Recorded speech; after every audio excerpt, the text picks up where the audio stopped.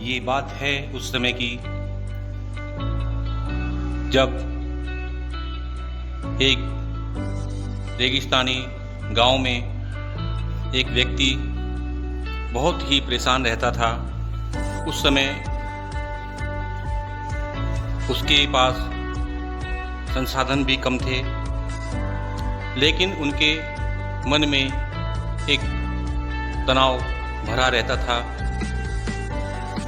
वो यही सोचकर परेशान रहते थे, कैसे मैं कमाई करूं, कैसे घर का खर्च चलाऊं। कभी ये समस्या, कभी वो समस्या, उनके सामने समस्या ही समस्या हर समय उत्पन्न होती रहती थी। वो छोटी छोटी समस्याओं को नहीं झेल पाते थे और बड़े ही परेशान रहते थे।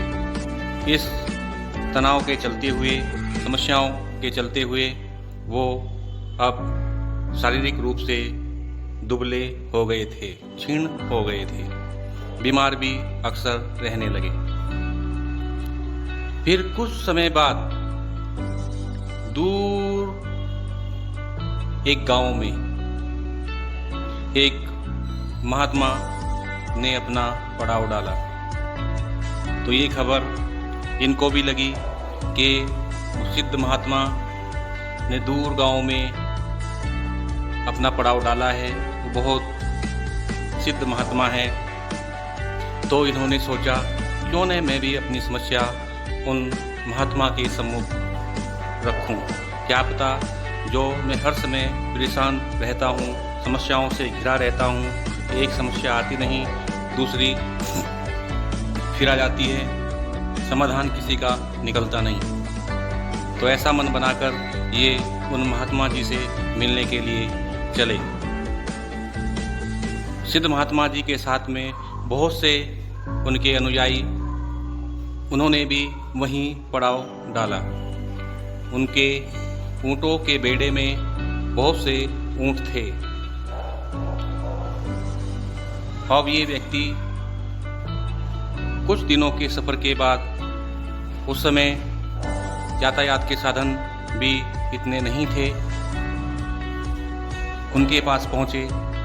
बड़ी मुश्किल से महात्मा जी के दर्शन हुए तो इन्होंने अपनी सब समस्याएं उन महात्मा जी के सम्मुख रखी।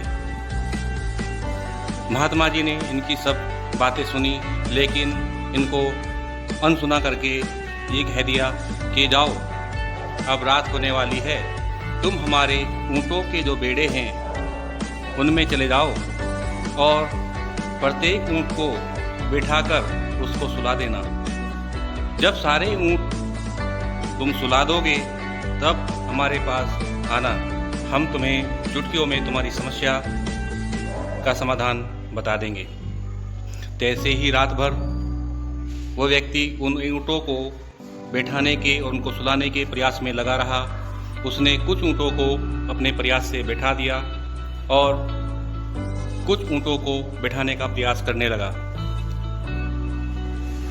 जब उसने लगभग सभी ऊँटों को बैठा दिया तो जो पहले ऊँट बैठे थे उनमें से कुछ ऊँट खड़े हो गए। वह फिर उन ऊँटों के पास पहुंचा और उनको बैठाने का प्रयास करने लगा।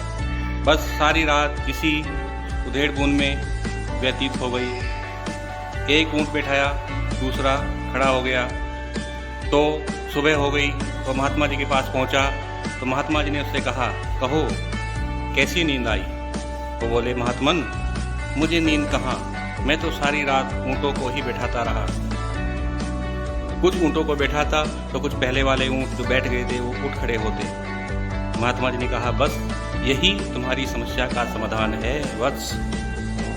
देखो, तुम हर समय परेशान रहते हो समस्याओं को लेकर, कि एक समस्या खत्म नहीं हुई दूसरी आ जाती है। तो ऐसे ही ये समस्याएं भी तो हैं। कुछ समस्याओं को तुम अपने प्रयत्न से दूर कर देते हो, जैसे कुछ ऊँटों को तुमने बैठा दिया। कुछ समस्याएं तुम्हारे बहुत प्रयत्न करने पर भी नहीं हल हो पाती हैं, जैसे कुछ ऊँट तुम्हारे प्रयत्न से भी नहीं बैठ पाए। और कुछ समस्याएं स्वयं ही दूर हो जाती हैं, जैसे कुछ ऊँट स्वयं ही बैठ गए होंगे। जी महाराज, अब कुछ समझे? वो व्यक्ति बोला, जी महाराज, मेरे सब समझ में आ गया है। तो बच्चों, इस कहानी से हमें ये शिक्षा मिलती है कि समस्याएं तो जीवन का अंग हैं, वो तो आती ही रहती हैं और आएंगी। उनको हमें प्रयत्न से दूर करना चाहिए। कुछ समस्याओं को ऊपर वाले के अधीन छोड़ देना चाहिए जिन्हें हम हल नहीं कर पाते। वो समय के अनुसार जैसे समय धीरे धीरे बीतता जाएगा और समस्याएं दूर होती जाएंगी। तो हमें घबराना नहीं चाहिए। समस्याओं का हर प्रयत्न से, अपनी बुद्धि से, अपने विवेक से उनको हल करने का उपाय करना चाहिए। यदि कहानी आपको अच्छी लगी है तो चैनल को लाइक शेयर सब्सक्राइब करना न भूलें। Thank you.